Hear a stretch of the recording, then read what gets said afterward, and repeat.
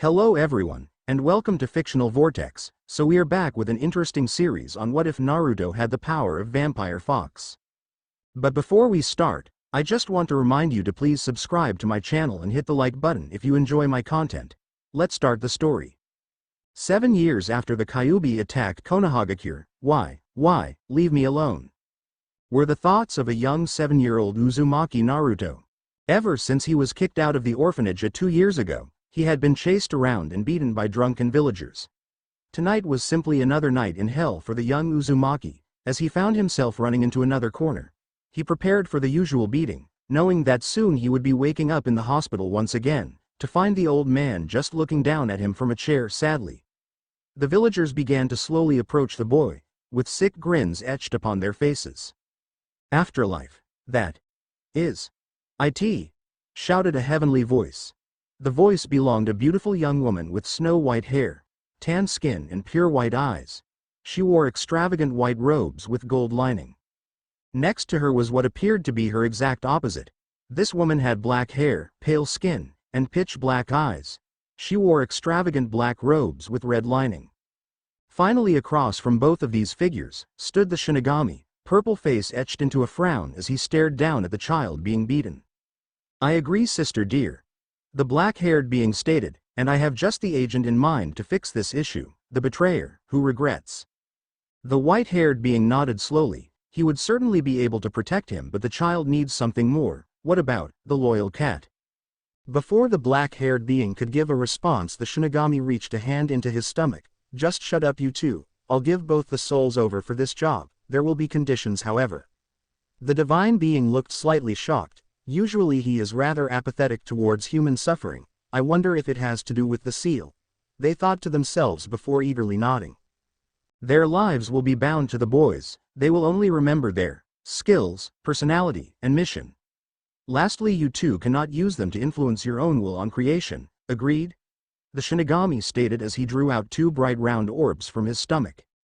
The white-haired deity quickly nodded affirmatively, while her dark-haired counterpart seemed to be struggling for a second before sighing.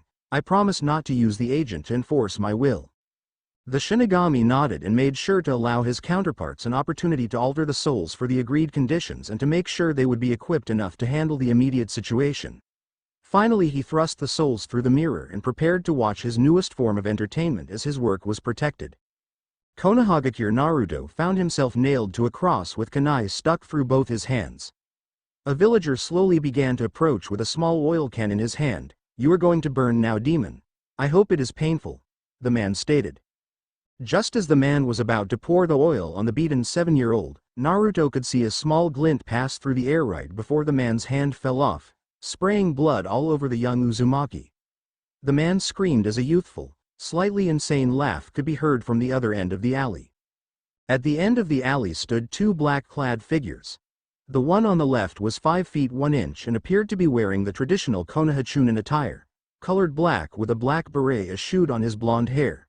"Zat vast simply magnificent butler," the young blonde stated as his magenta eyes stared at the crucified child darkly.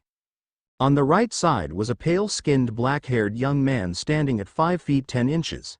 He wore a black-colored chunin attire that appeared to have a pair of cloth strips tailing out behind him. He was wearing black fingerless gloves and was smoking a lit cigarette. Behind him, Naruto noticed slight glints every time one of his fingers twitched. "Keep talking, cat, and I'll take your fucking head next, understood?" "Oh my. Veer is all Z's hostility coming from Boodle." The blonde boy started before a glint etched across his neck.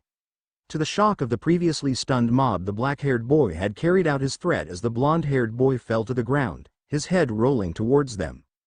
"You, boy. Just who are you, and what are you doing here?" shouted one particularly brave villager. The young man stared at the mob hatefully as he took a drag on his cigarette. He slowly tightened his fingerless gloves onto his hands and flicked his wrists. "I don't have to explain myself to child-beating trash like yourselves." Naruto watched as the glinting wires began taking apart the mob, quickly making quick work of the bigoted villagers.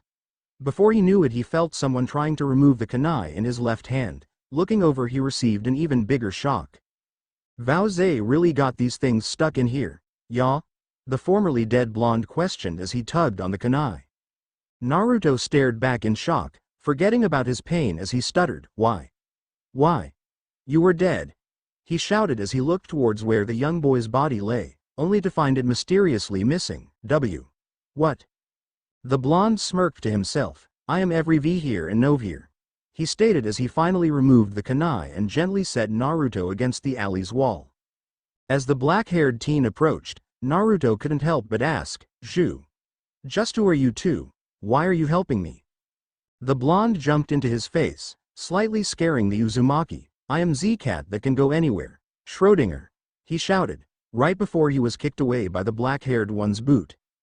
The teen stared down at Naruto with what appeared to be pity, before taking another drag on his cigarette and flicking it to the ground. "Fucking cat," he muttered. "Anyways, I am Walter C. Dolnays, also known as the Butler or the Angel of Death."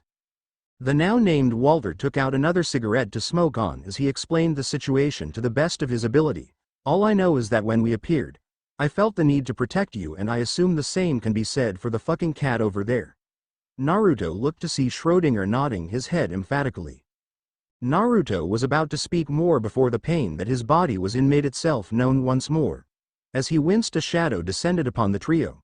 "Do you mind telling me why you are surrounded by the bodies of my villagers and why you are standing in front of a hurt Naruto-kun?" questioned an elderly voice. Walter looked up to see an elderly man wearing a white and red robe with a similarly colored hat on his head. Flanking him were four masked figures wearing black, hooded robes. Naruto saw Walter's fingers begin to twitch and quickly spoke up to stop his new friends from being hurt. "Why? Wait, Gigi, these two helped me," he gasped out, the pain in his chest making it difficult. Sarutobi Hiruzen looked down at the injured boy sadly. "If the culprits for his condition weren't these two, then it was most likely the villagers. I truly have failed you, Minato. Hiruzen, Tora, Nako, please take Naruto-kun to the hospital for treatment, guard him until he is better." The named Anbu quickly nodded as they utilized Shunshin to grab Naruto and move off to the hospital. "And where the fuck do you think you are taking the kid, geezer?" Walter asked agitatedly. The old Hokage looked down at the belligerent teen with a slight smile. "Naruto-kun needed medical attention. We are ensuring he gets it," he explained. "Now if you two would please follow me to my office, I have some questions to ask you regarding your association with Naruto." Walter frowned but slowly nodded. Hiruzen was happy at the young man accepted and looked to address the blonde. However, as he looked around he could find no trace of the boy. "Where did your friend go?" he questioned. Sarutobi could hear the growl that emanated from the black-haired teen. "That fucking cat is not my goddamned friend," he stated before taking a drag on his cigarette to calm down, "and he likely went to visit Naruto. He will most likely meet up with us at your office." Hiruzen briefly wondered how the young boy would find his office but shrugged, figuring he could send an Anbu for him later. Hokage Tower. As the Hokage and Walter walked into the older man's office, they were met with Schrödinger playing with his beret, cat-like ears twitching from on top of his head. Hiruzen could feel his jaw drop as he began wondering how the cat-like boy had gotten past his security, while Walter merely face-palmed at the stupidity of his colleague. How? He questioned. Schrödinger chuckled. "I am every V here and no here." As he laughed at his own joke, he quickly found his head falling off his shoulders again. Hiruzen stared in shock as the blood began to cover his desk, before glaring angrily at the teen next to him. "Why on earth did you just kill that boy?" he began to question, his killing intent flooding the room. Walter stared blankly at the Hokage, barely affected by his killing intent as he pointed behind the cage. Hiruzen was confused by the gesture before he heard it. "Vold you stop slicing off my head? It really hurts," stated the heavily accented voice. Sarutobi quickly spun around to see the previously dead boy whistling innocently behind him. He looked back at his desk only to see it perfectly clean, not a single speck of blood on its surface.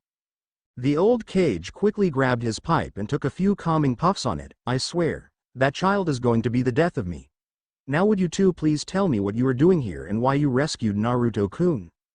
Walter and Schrödinger shared a look. "We don't know how we got here, we just appeared and had an overwhelming desire to help the boy," Walter calmly stated. Hiruzen stared at the two intently before finally sighing. "You don't appear to be lying, but we shall have a Yamanaka check your mind to be sure." As he received two hesitant nods he continued, "If everything checks out then I would like to assign you two as shinobi under my command. with the express mission of guarding Naruto-kun. Is this acceptable? Schrödinger instantly began nodding his head. Walter on the other hand appeared to be thinking it over. Will we be paid as well? He questioned. The Sandame nodded. You will receive the equivalent of a C-rank mission pay every week, so long as he is safe, which should be more than enough for you to live off of. Walter nodded his head. Very well, I think we have living arrangements taken care of already, so long as this shithole sells cigarettes, I should be fine here. Hiruzen chuckled, knowing how aggravating a lack of nicotine could be. He tossed the two young men Konoha Hida Atesh. I officially welcome you to the Konoha Shinobi Force. Usually you would have to go through the academy, especially at your age, but you appear to be skilled enough already and you will be working directly under me rather than within the shinobi system itself. Walter simply nodded as he tied the headband to his left arm. Schrödinger tied his to his right arm before something caught his attention. Did you say shinobi? Z's is so cool. They get to be ninja's butler. Isn't that awesome? He began to rant into the aggravated teen's ear. Why don't you go bug Naruto, while I go set up our sleeping arrangements, cat? He stated as his fingers started to twitch. I really want to decapitate him again, but we should really make sure the kid is alright. Konoha Hospital. As Naruto rested on a bed in his hospital room, deep within the recesses of his mind an enormous, single red eye opened from behind a long line of metal bars. So the damned cat and the traitor are here. Well, I suppose the following years just might provide a bit of entertainment. A malicious-sounding voice echoed as it let out an insane cackle. Naruto slowly woke up, once again, in a familiar hospital bed. This pattern had repeated itself enough that the higher-ups in the hospital had reserved a room specifically for him. As he became aware of his surroundings, he noticed a warm pressure against his chest and side. As he looked down, he noticed a pair of blonde ears sticking out of a blonde head. Not thinking much of a cat lying against him, Naruto absent-mindedly scratched the cat behind the ears. The figure purred and began to move itself around. Naruto-kun, Z ears are sensitive, Naya. The accented voice complained. The talking coming from the cat quickly woke Naruto fully up as he jumped out of the bed, landing hard on his backside. Oh, he began as he stared at the mischievous face of his blonde-haired savior. What were you doing in my bed, Ebane? His shouted question attracted the attention of the Anbu guards outside of his room. As they burst into the room, they quickly spotted the blonde catman and prepared to attack. Z Hokage vetted me Z? Schrödinger stated as he held up his hands in surrender and gestured to the Konoha Hite 8 strapped to his left arm. The Anbu studied the Hite 8 for a moment before nodding and returning to their posts. And why were you in my bed? Naruto repeated, still slightly angry at his personal space being invaded. Schrödinger smiled good-naturedly. Well, I wanted to come check on ya after they spoke to Z Hokage. But V and I arrived. You just looked so warm and peaceful, so I decided to take a little cat nap while I waited for you to wake up. He explained like it was the most obvious thing in the world. Naruto stared back at the odd cat. Wait, what happened to the black-haired guy? Schrödinger pouted. Well, Z Butler decided to prepare your apartment, seeing as how they are living with you now, he replied somewhat flippantly. Naruto stared at him in shock. What do you mean, you will be living with me? Well, we had no here else to go really, and Z Hokage agreed to let us stay here. All they have to do is ensure Z little Naru's safety. Schrödinger watched as Naruto raced out of the hospital in a panic. He simply sighed as his body faded away. Naruto arrived at his apartment in record time. Just as he opened the door, Naruto was met with an amazingly clean room. Over in the kitchen, he could see the black-haired Walter, smoking while he dried a now clean plate. You know, Runt, that your place was a serious pigsty, Walter said as he placed the plate into a cabinet.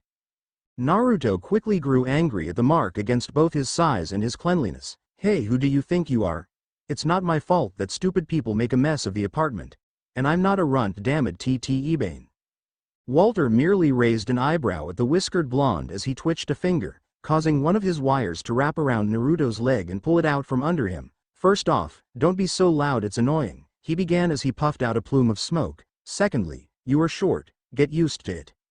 Finally, the villager excuse might work for the damage around the apartment, as well as the various objects being thrown around, But I am fairly certain they didn't leave all the dirty dishes in your sink, or the bed messy, nor the empty ramen cups on the counters.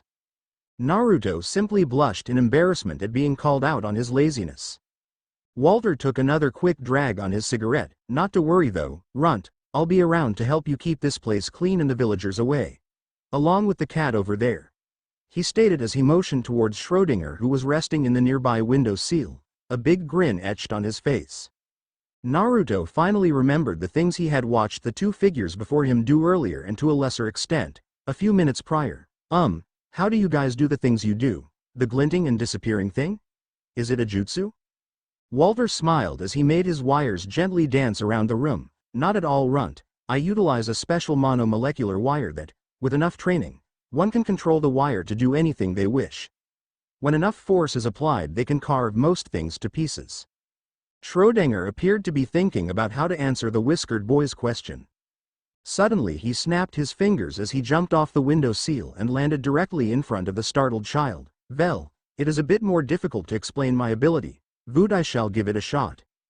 As I explained earlier, I am every V here and no here. What this means is that I exist and I don't exist at the same time, kind of like your imagination in a way, little kid. So long as I am spotted, I exist, but the moment you take your eyes off of me, I'm gone. Even if I were to be killed, so long as I have my presence of self, I can exist anywhere that I choose. Naruto stood in awe as the two explained themselves.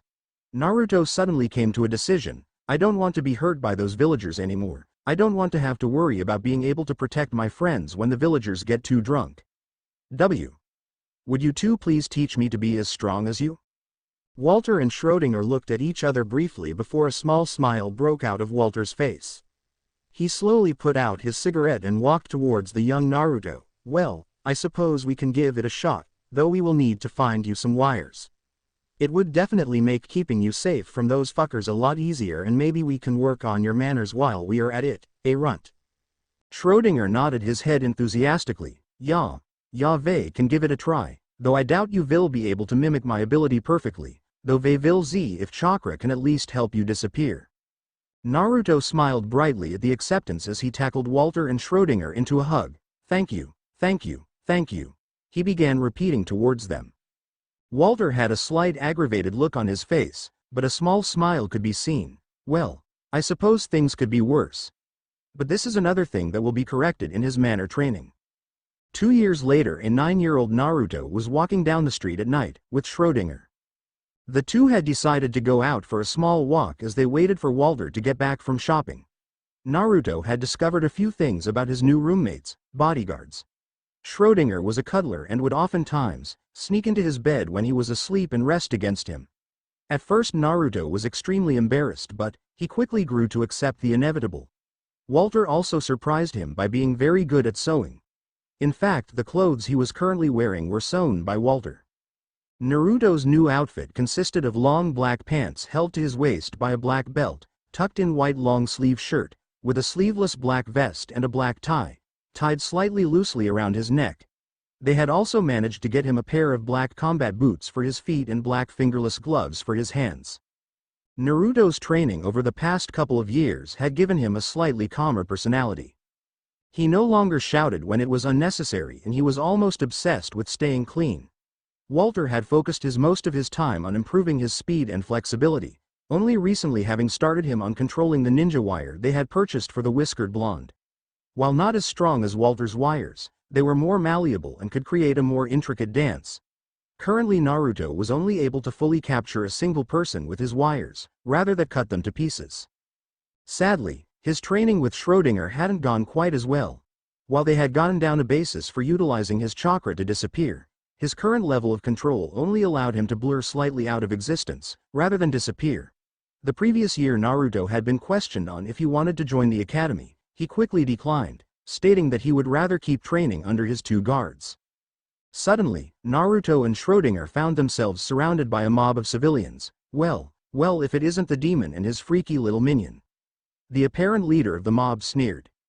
Schrödinger glared at the gathering before a twisted smile appeared on his face and he unsheathed a long combat knife. Well, if it isn't more fools to the slaughter.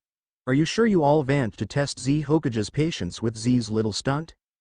While outwardly looking confident, Schrödinger was sweating on the inside. Damn it, I am not built for Z-trade up fighting. Zat damn butler better arrive soon or Naruto-chan will be in trouble.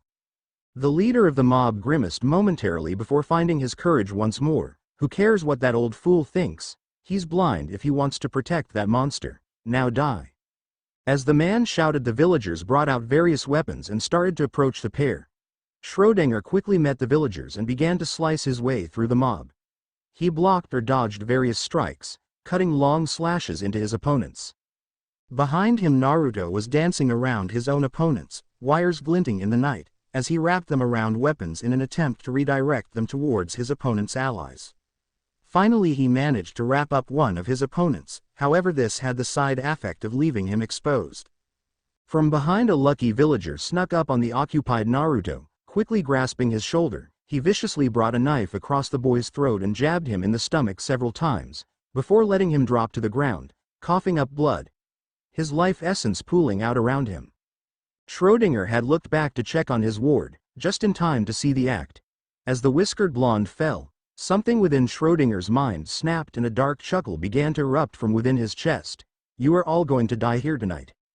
One of the villagers took the opportunity to stab the cat-like man in the back. As they took their eyes off the body, Schrödinger quickly reappeared behind the mob's leader and slit his throat, eyes shaded by his hair. Once again one of the mob members tried to kill him, this time bashing his head open with a metal pipe. Like before, the former Millennium member appeared behind a villager and slit their throat. This action repeated itself over and over until only one whimpering villager lay on the ground, still holding the bloody knife that he had stabbed Naruto with. They are going to play, yeah, Schrödinger simply told the man as he began using his own knife to slowly peel off the skin from the now screaming man. Naruto's mindscape. After he collapsed onto the ground, Naruto found himself within a sewer, staring before a large barred gate. Am I dead? He questioned to himself. Suddenly he was surrounded by a dark echoing chuckle. Not yet, little one, but soon, you will be. The darkness behind the gate cleared, revealing a giant, orange-furred, nine-tailed fox. Naruto looked at the fox in shock. Kyuubi. The fox nodded his head. Yes, that is one of the names I have been called through the many years. Also Calamity, Shinju, Monster, Nightwalker, but the name I am perhaps the most fond of was Alucard. Naruto nodded his head absent-mindedly. So, someone sealed you into me. I suppose this is why the villagers hate me. The Kyuubi looked at the boy in surprise. Smarter than you look, boy. Naruto looked down solemnly. So this is it, huh? We die here together. I hope Walter and Neko-kun will be okay. Alucard stared at the child for a second before coming to a decision. If you are so determined that your friends are safe, perhaps I can offer you a solution. Naruto looked up in surprise. Can you keep me from dying? The Kyuubi let out a fox-like grin. In a matter of speaking, I shall transfer my essence to you. All that I am, all that I was shall go into you. All you must do is follow my instructions when you awaken in the real world. Do you agree? Naruto thought about it for a moment. But, won't that kill you? The fox looked almost sad when he heard that question. I have lived for too long as it is. Those who I knew are long dead. Or at least most of them are. It's time I rejoined the few people I cared for in death. Naruto slowly nodded. Okay, I agree. Real-world Naruto slowly woke to the pain from his neck and stomach. Pooling right in front of him was the blood of various villagers that Schrödinger had killed. So focused on the blood, he didn't even notice the screams. Drink the blood and I will begin transferring my essence. The Kyuubi spoke from within his mind. Not thinking twice about it, Naruto began to lap up the blood. There was a dark chuckle coming from within his mind. A dark red energy began to swirl around his 9-year-old body. From within the seal, a tall dark-haired man, wearing a red coat and dark suit, could be seen with an insane grin upon his face. Yes, no matter what your enemies bring before you, whether it be swords, knives, siege engines, guns, cannons, spears. None of this is what kills people. No, it is giving up that will kill you. Those who refuse to give up are entitled their time to trample upon the weak. Now rise, Naruto Uzumaki, legacy of Dracula, last of the vampires. Rise and prepare to crush your enemies beneath your boot. And with that, Alucard drifted away into ash. Schrödinger had finished skinning the man and was now staring in shock at the vortex of energy swirling around Naruto. He suddenly found Walter and Hiruzen standing beside him staring as Naruto continued to lick the blood from the ground. "Do you think it is Kyuubi?" he questioned.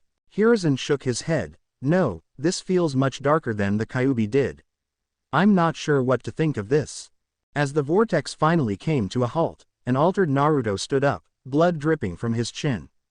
His skin had turned a pale white and his once blonde hair had turned to an obsidian black. He slowly opened his eyes, revealing one of his eyes having turned crimson and both with slit pupils. Despite the wound closing, there was now a wide, visible scar running across his neck. Naruto stared at the trio momentarily before speaking up. "Hey Ajiji, how you doing?" he asked as if there was nothing wrong in the world. Hiruzen just stared at the former blonde. Naruto, are you alright?" Naruto held a finger to his bottom lip as he appeared to think over the question. Yeah, I think so. Blood is surprisingly tasty. Didn't expect that when I agreed to the deal." The Sarutobi had a slightly panicked look on his face. What deal is that, Naruto-kun?" Naruto, who had begun playing with his hair, looked over at the Hokage. "Why, the deal I made with Q-chan in order to live." He looked down, slightly sadly at this. "He's gone now." Before Hiruzen could say another word, Naruto was tackled by an anxious-looking Schrödinger, who began looking over his former wounds. "Are you sure you are okay, Naru-chan? Those wounds veer pretty deep." Walter merely watched as the Catman fussed over the new Naruto. "I should have been there, fucking twats. If it wasn't for whatever changed him, Naruto could very well be dead," he thought to himself as he kicked one of the dead villagers. Naruto quickly grabbed his head as images began to pour into his brain. When the images finally came to a halt, he merely looked at the Hokage. "Gigi, we need to have a discussion in your office about my new changes." The Hokage looked at the boys seriously for a moment before nodding and leading the trio to the Hokage tower. Naruto looked at the Hokage with his now heterochromatic eyes. "So Gigi, the Kyuubi is gone and I need to drink human blood now." Naruto's incredibly blunt statement caused everyone in the room to sweat drop. Hiruzen sighed as he pinched the bridge of his nose. "Naruto-kun, I'm going to need a bit more information than that. Especially if you are requesting human blood now." Normally the old Hokage wouldn't be too worried about the blood thing. By the sage he lived in a ninja village with bloodline users. Weird shit happens. However, he had seen what Naruto was like on a ramen binge and, if that transferred over to his new blood thing, he feared for the village. Naruto nodded in understanding. "Well, while I was lying on the ground, dying," Schrödinger and Walter both flinched at the blunt statement. "The Kyuubi decided to transfer his essence into me, making me, like he was." Hiruzen's eyes widened. "So, you're the new Kyuubi?" he questioned frantically. Naruto merely gave a dark chuckle. "Not quite, contrary to popular belief. That was merely a form that the Kyuubi took a liking to a few centuries back. No, I'm what he called a vampire." At this Naruto showed off a sharp-toothed smile, his crimson eye glowing slightly. Hiruzen sighed at the theatrics. "And what, precisely, does that mean?" Naruto hummed to himself in thought. "I suppose the best way to explain it is to say that blood is life. It carries the soul, and for individuals like myself, the blood of others can be used to prolong my own life. Sacrificing the soul of someone I have drained instead of my own when I am to die." The old man nodded. "And what if you don't drink enough to kill?"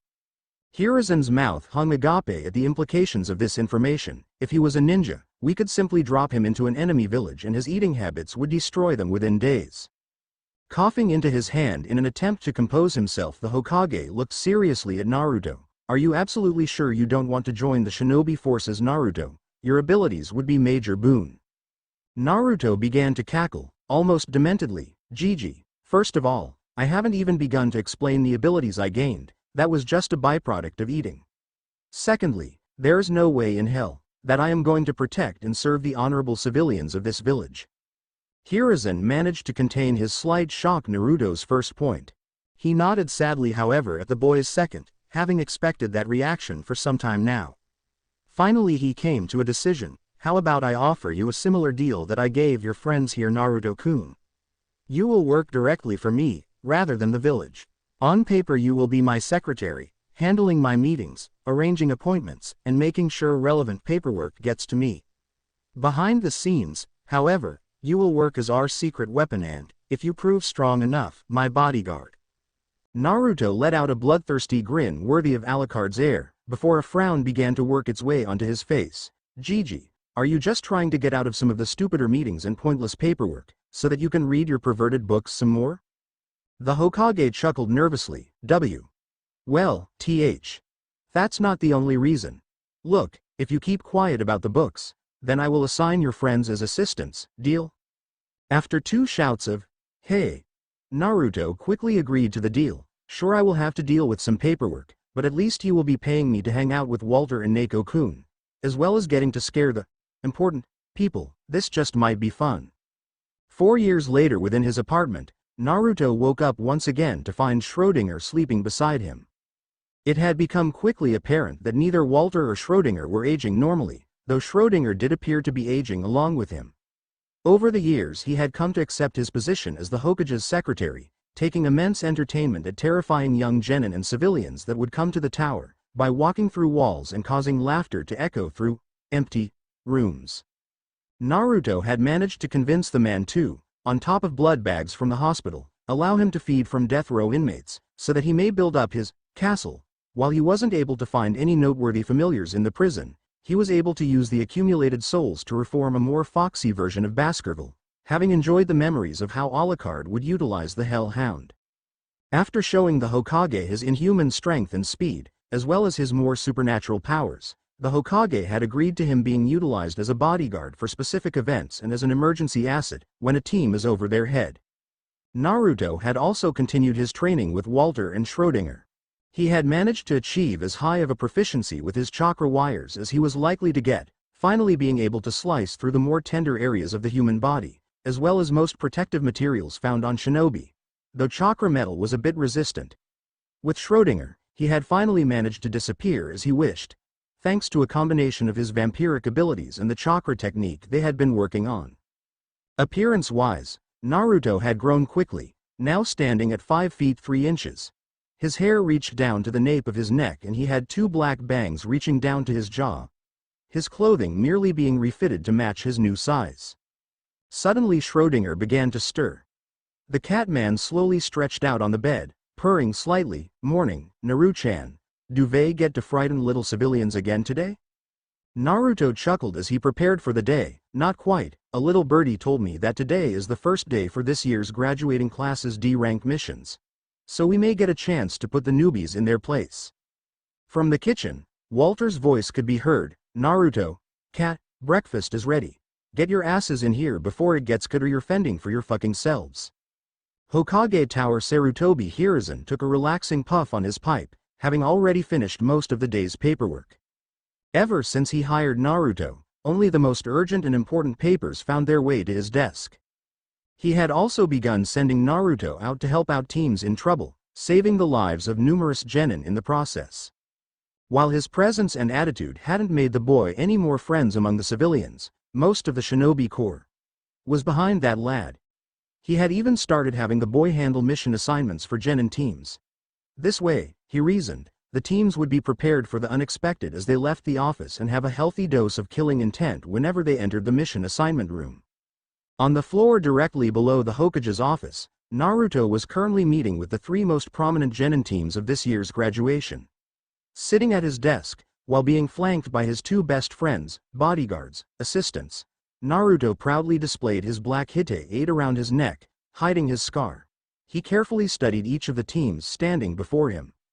Kakashi's team was perhaps the most prepared for a serious mission, consisting of the Uchiha, Sai, and a pink-haired Banshee. I thought they were extinct, though the Banshee might hold them back in anything physical, if her body is anything to show for her skills. Asuma's team looked far more well-rounded. The Inoshika Cho trio revived, though that wasn't saying much really. Plus the blonde's tapping was beginning to grate on his ears. The Nara could probably get them through AC rank, but maybe they will get better altogether as time goes on. Finally, there was perhaps the biggest disappointment, Kurenai's team. The Hyuga appeared to be scared of her own shadow. The Inuzuka's dog was more intelligent than its master, and the Aburame, perhaps the most proficient shinobi there, was too quiet to really take the reins. To top it all off on his annoyance meter, Their sensei had come in with a sense of superiority. She has got to be a newbie. Having gone over that disparaging amount of issues that stood before him, Naruto slowly took out a pack of cigarettes and lit one up with his small flame jutsu. It was a habit he had picked up from Walter. Right before he was about to talk, the newbie Junin decided to speak up. "Couldn't you wait smoke that disgusting thing until we were gone?" she questioned. The other two sensei in the room merely face-palmed at their colleague's mistake. They had seen the damage Naruto caused through his office when someone pissed him off. Schrödinger had a smile on his face and a glint could be seen behind Walter. Naruto merely smiled as he looked at Kurenai, letting out a bit of his killing intent, making it difficult for the genin to breathe. "You know, Yuhi-san, I had planned to be nice, a few scare tactics here and there, sure to prepare the little genin. Now though I'm a little annoyed." Taking a long drag on his cigarette, he quickly grabbed the worst D rank he had and tossed it to the red-eyed Junin. "Your team will be catching Tora, have fun." Kurenai merely scoffed, thinking that the secretary was all talk and hype before she led her team out to complete the mission. Once the team had left, a devilish grin appeared on Naruto's face. "Neko-kun, would you please ensure that Tora has all the assistance the darling thing could possibly need? Oh, and make sure most of the obstacles can target the Junin." Schrödinger merely let out a laugh that terrified the remaining genin as he left the building. Naruto noticed the blonde girl about to protest his orders, causing the grin on his face to widen slightly as he smoked his cigarette. Sadly, her sensei saw what was coming and quickly covered her mouth, much to Naruto's disappointment. Finally he sighed as he addressed the teams. "All right, fresh meat, you are here for your first ever D-rank mission as you just saw. If you piss me off I will find a way to make sure your missions go horribly. Now Team 10, you will get a mission to paint the retirement homes building. Team 7 will help one of our local farmer with some work they need done." The teams quickly left the room. "So what do you think Neko-kun will do to them, Walter?" Walter merely sighed as he took out his own cigarette. "I assume the damn cat will rig Tora's escape route with annoying prank traps while covering the Junin in catnip. I still don't get why I can't simply behead the annoying bastards." Naruto sighed, because, as exciting as that might be to watch, torturing them this way provides for longer entertainment. It was a few hours later that a haggard Team 8 came stumbling into the mission assignment room, having finally captured Tora, for the day. They had even broken a Tora record. Sadly, it was for the longest amount of time it took to catch the demon cat. Naruto merely looked at them, Schrödinger smiling deviously behind him, getting a bit of pleasure out of the especially frazzled Junin. "So, how did the mission go?" Kurenai glared, knowing that the secretary had something to do with the leap of difficulty that the mission gained. Before she composed herself, "Just fine, Secretary-san. I think my team is done with missions today." After receiving their pay she quickly left the room with her team. Schrödinger quickly broke into laughter. "Oh, you should have seen it, Naru-chan. Every time they caught little Tora, Z-cats attracted by Z-catnip would give him a chance to escape. Gen Z pathetic team kept running into my traps. Zot Hyuga girl didn't even think to use her special eyes to spot them." Naruto nodded, a grin adorning his face. "Well then, I think one team won't be ready for C-rank missions for a while." 3 months later the time had finally come in the mission office. His 3 most frequent genin teams were demanding C-rank missions. Naruto evaluated the teams slowly, starting with Kurenai's. "Yuhi-san, do you mind if I smoke while I think this over?" Recognizing the verbal trap, Kurenai refused to answer. The last time she did the secretary had somehow humiliated her in public utilizing a dead fish, some glue and Tora. She still had nightmares about the event, finally believing the rumors surrounding the boy. Naruto smirked at her refusal to answer as he began to smoke his cigarette. Team 8 would still run blindly into the usual traps set up for the missions, but they were slowly learning. Finally coming to a decision, he tossed the Team AC rank scroll, much to Kiba's pleasure. "Before you get too excited, it is a simple delivery mission to one of our border outposts. At most you'll run into bandits while having access to immediate backup." As the team left he turned to Team 10. As expected, this team had grown slightly, though they would still need the Nara's expertise. That was likely to remain an issue however. He also tossed them a C-rank mission. "There is a bandit camp near one of our outlying towns. You lot are to exterminate it." Naruto looked at Asuma before continuing. "I would suggest making sure that they get their first kill on this one. It might help them later on." Finally he turned to Team 7. Sakura was still largely as pathetic as before, So he found them what was the second easiest C rank available, though he had a bad feeling about it. At Naruto's signal, Walter left to retrieve the client. You all will be escorting the bridge builder, Tazuna, back to Nami no Kuni, as well as protecting him as he built his bridge. Tazuna walked in, drinking from a jug of sake. He took one look at the team before speaking. I thought I hired shinobi, not two depressing-looking kids and a pink-haired toothpick. As he was taking another gulp from his jug, there was a glint of chakra wires as his jug was cut to pieces. He quickly looked around, finding Naruto sitting back in his chair, adjusting his fingerless gloves. Tazuna-san, it is against the rules to drink on an escort mission. As for your team, I chose them myself based off of their skills and the dangers listed on the mission. Now either you are lying to me about the mission, or you don't trust my ability to judge people. Which is it? Tazuna and the genin stared in fear of the secretary as his shadow appeared to take the form of a demonic, multi-eyed fox. Nothing like that, sir. Why? You misheard. I think this is a super good team, perfect for the mission of protecting me. The fox disappeared immediately as the boy grinned. Very well, have fun on your mission, everyone. As the last team left, Naruto turned to Walter. I think we may be heading to Wave soon. The next day, Naruto found himself in the Hokage's office, going over some of the more important files and setting up arrangements for the Chunin exams. Suddenly a small pug-like dog poofed into the center of the office. Hokage-sama. Kakashi-sama requests help for the C-rank mission to escort the bridge builder to Nami. The team has encountered missing Nin Momochi Zabuza and is expecting to have to fight him again. As the summons completed giving its message, it poofed away. Naruto suddenly started cackling, much to Hiruzen's concern. I told you we would be heading to Nami, Walter. From beside him, Walter merely sighed. I don't remember giving you the order to assist Team 7, Naruto. I could always send a reserve team, you know. Hiruzen reminded the excited young man. Naruto merely stared blankly at the old man. Hokage Gigi, either you send me, or I go for a walk, and we all know which will cause more paperwork. Hiruzen straightened up and quickly agreed to Naruto's request. As he was leaving, Naruto threw out one final comment. By the way, I'm taking Walter and leaving Schrödinger in charge of handing out missions. The Hokage merely sighed, knowing he'd get an increase in complaints about Schrödinger trapping missions soon. He was aware that Naruto had him trap most D ranks, usually as a way of punishing stupidity, arrogance, or just improving a genin's skills. However, when Schrödinger was left in charge, the traps quickly delved into the realm of pranking the entire shinobi corps. Please. Just hurry back to control your boyfriend, the Hokage muttered, much to a sputtering Naruto's embarrassment. In order to save some of his remaining dignity, Naruto left the building without another word and prepared for the slaughter to come. I bet Zabuza will make a wonderful familiar. Sasuke growled lowly to himself. This C rank had started out relatively okay, an encounter with a pair of Chunin ranked missing nin, but nothing they couldn't handle. Then, just as they were going to reach the client's house, they were ambushed by Momochi Zabuza. No big though, they had Kakashi. And then the silver-haired pervert managed to get trapped in a water bubble. Luckily Sai showed some of his skill and managed to free their lazy sensei. After seeing Zabuza die, the team then made its way to Tazuna's house, expecting to have an easier mission. Sadly, their hopes had recently been dashed with Kakashi's little reveal that Zabuza wasn't in fact dead.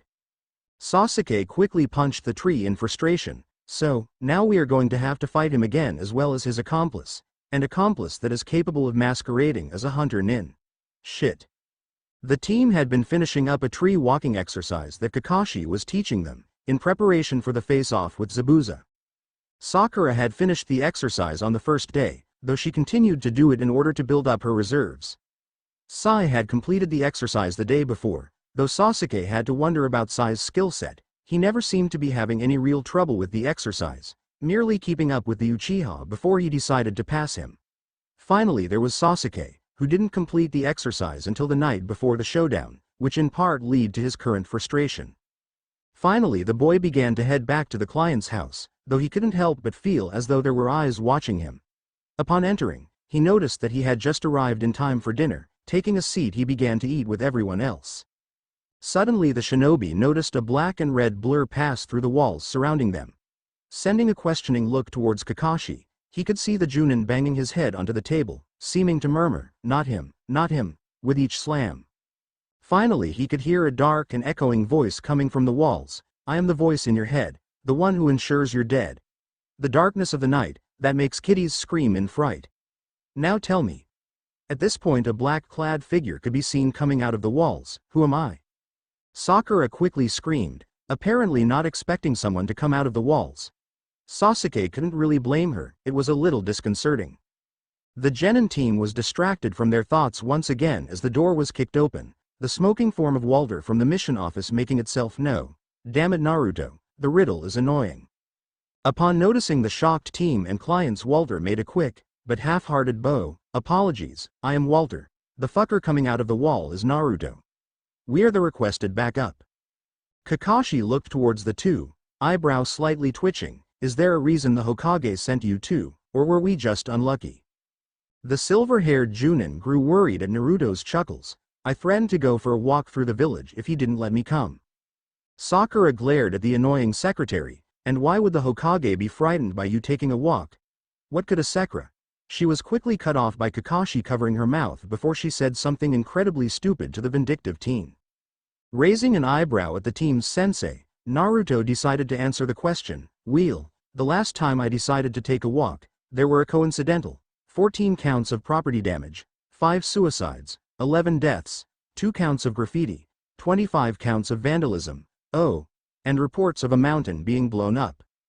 At their shocked faces and attempts at questioning the now confirmed to be insane secretary, Walter put his hand up to stop them. It is best not to ask, just pray that he keeps doing it to villages outside of Konoha.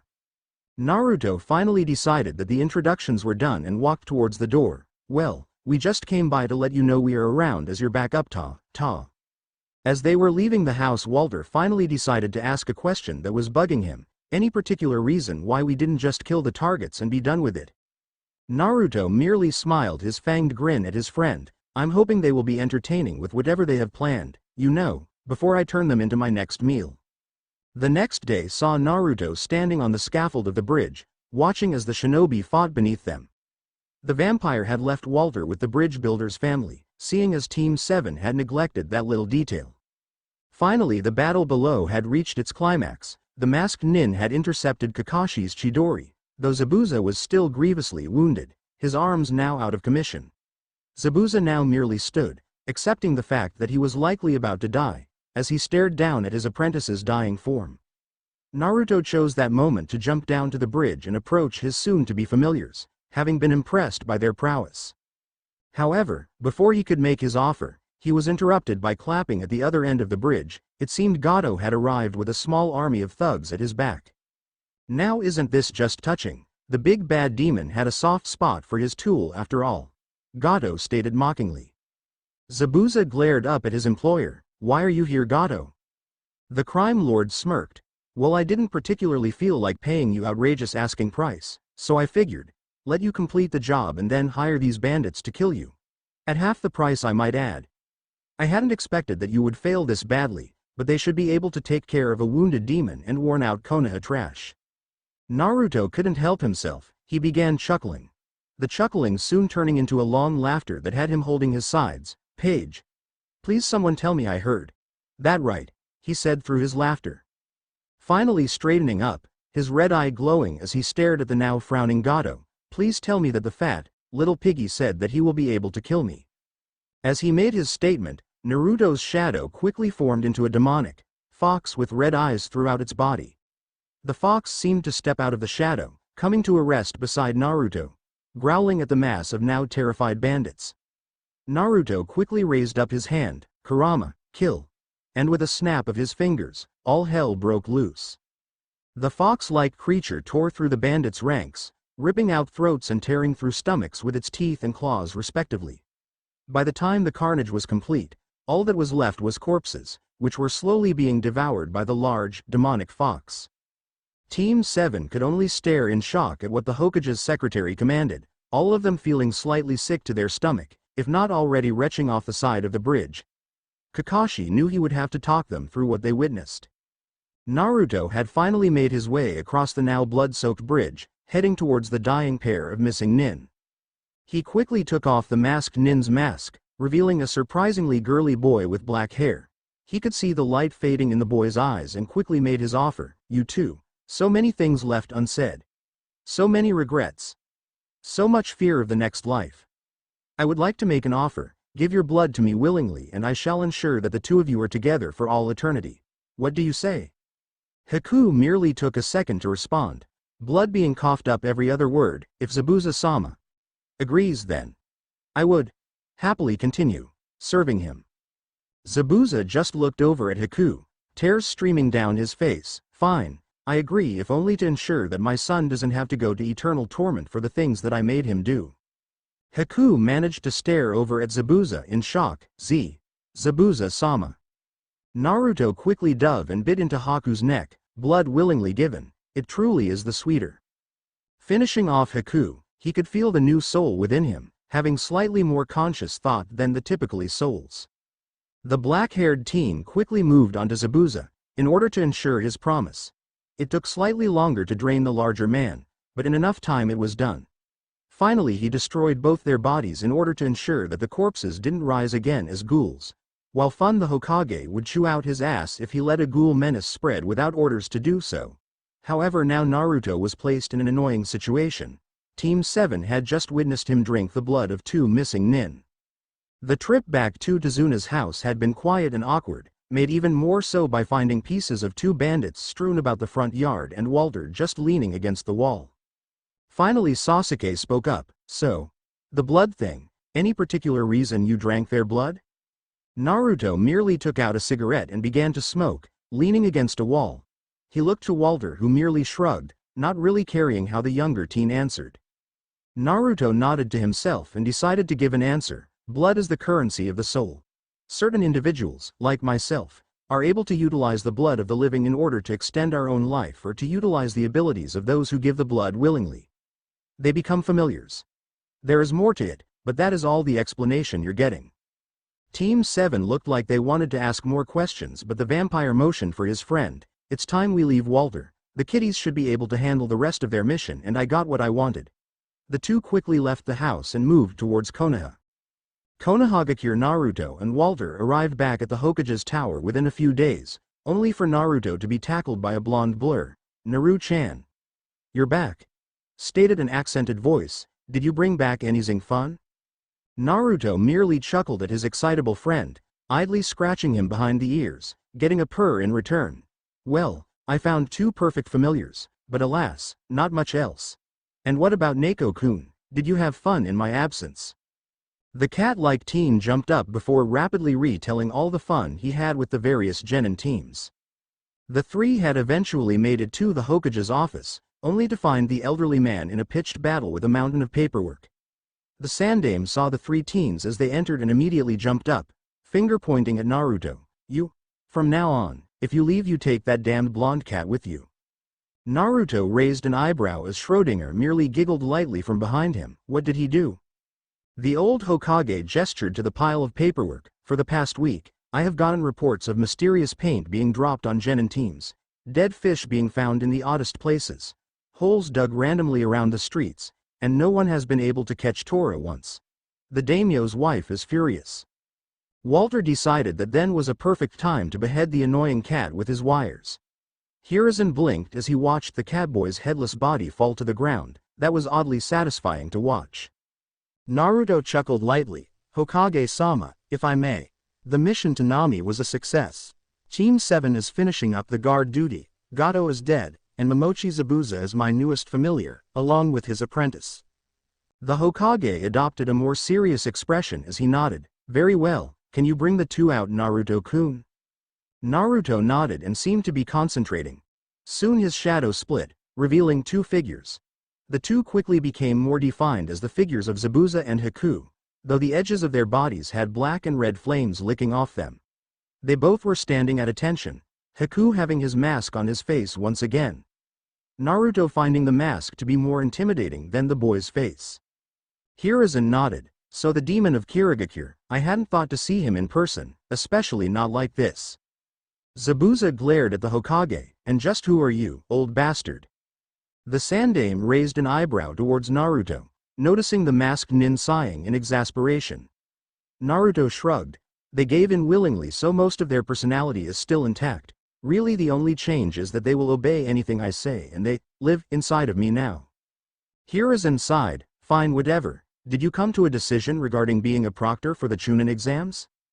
Naruto nodded as he brought the two familiars back within his body. Yeah, I think I would be best for the preliminaries in the third round. I don't have Ibiki's skill with mind screwing and Anko really wants to do the second exam. The Sarutobi nodded as he marked down Naruto's name as a proctor for the exam. Very well. As soon as the Chunin exams officially begin, you will be a proctor and Walter will take over the mission office until the exams come to an end. I don't care what you do with that blonde-haired devil, but try to keep him from unleashing chaos onto the village. Naruto grinned as he saluted the elderly Hokage, of course Hokage Gigi. It was a few days later that Team 7 finally arrived to collect their pay for their first C-rank mission. As Naruto looked at the payslip that the team received from the Hokage, he let out a whistle. So the old man actually allowed you to get paid for an A rank on this one, did he? At this, Sai looked at the secretary in confusion. Didn't you get paid for this mission as well, Uzumaki-san? I would imagine we would have gotten paid the same amount. Naruto merely laughed. Nah, Hokage Gigi doesn't pay me like that anymore for emergency missions. Besides, I'd say my acquisitions from that mission more than make up for whatever amount of money I would have made from the job. A slightly confused Team 7 quickly left the office, not wanting to be around the disturbing teen for longer than necessary. Hey Walter, do you think I should have warned them about the Chunin exams? The heterochromatic-eyed teen questioned. Walter took a long drag on his cigarette. No, it's not our job to correct the ignorance of morons. The day of the Chunin exams was fast approaching. Naruto had been in the Hokage's office, watching as the contestants were nominated. Team 7 had been the first of the rookie team's sensei to step forward. I nominate Team 7. Kakashi had stated simply. The other two sensei also nominated their teams. Naruto would have laughed if not for the Chunin instructor who occasionally assisted the Hokage with paperwork. No, I taught those genin and there is no way they could be ready for something as deadly as the Chunin exams yet. Even Guy held his team back for an extra year before making an attempt. He had shouted at the Junin. Kakashi merely waved his hand lazily. Now Iruka, they may have been your students in the past, but they are ours now and I think we have a better idea of how they have improved. Iruka looked as if he was going to continue to complain at the silver-haired shinobi's statement, but the Hokage quickly cut him off. He is right, Iruka-kun.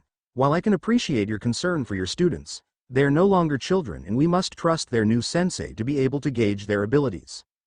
Naruto merely snorted from his corner, earning a few glares from the gathered Junin. Is there something you want to say, Naruto-kun? The aged Hokage questioned. Naruto merely shrugged. Honestly, from what I have seen, the rookies largely aren't ready for promotion, with a couple exceptions of course. Personally, I don't care so much if they die, but some of them do truly have potential. It would be a shame for them to die so young. Kurenai took offense to his comment, seeing as her team consistently ran into his traps on D ranks. And what makes you think you are in any way qualified to say how prepared a team is for promotion? You're merely a secretary who gets off on screwing with missions. Naruto began to growl and Hiruzen decided to head off an argument. Kurenai-san, this isn't the first time you have complained about young Naruto's traps. How about we settle this issue once and for all? Kurenai nodded. I feel that his traps are unprofessional and reflect badly on Konoha. Uzumaki-san is also a bad influence on young genin, giving them the impression they can do what they want, without consequences.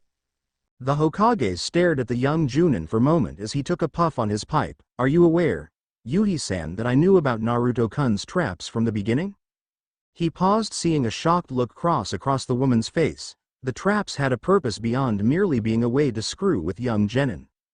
They were meant to be a way to increase a genin's ability to face unexpected odds. I will admit that the boy goes a bit overboard at times, but there is a purpose behind it all. Yet, you have allowed your team to consistently fall for the traps, despite being a tracking squad. Finally, about the boy's attitude, it is a sad fact that every strong shinobi, in the history of the elemental nations, has had their odd quirks. Kurenai took a moment to glance at Kakashi, who merely waved at her with an eye smile as he read his porn. Reluctantly admitting that face, really his attitude isn't as bad as others under my command. Finally Hiruzen came to a decision. Your teams will be allowed to take the exams. However, if any of your team members dies during the exams, then the team's sensei shall be replaced. Teams that survived whole shall be re-evaluated to see if there has been any viable improvement since they graduated, beyond clan techniques. Kurenai winced, knowing that she would likely be in trouble when the re-evaluations came up, as you say, Hokage-sama. Each of the Junin nodded and quickly left, in order to finish preparing their genin for the exams. Over in the dark corner, Hiruzen could see Naruto pouting. Did you really have to tell them about the other reason for the traps, Hokage Gigi? It's never as fun when they know the secondary reason. Sarutobi sighed. I was getting tired of the complaints from the Junin sensei Naruto-kun, and since I know you won't stop, it was the easiest way to get them off my back. Naruto waved his hand lazily as he began to leave. Yeah. I'm gonna go get ready for the exams. You know how to reach me if you need me. The end. I hope you enjoyed this episode. Remember to subscribe and like this video. See you in the next part.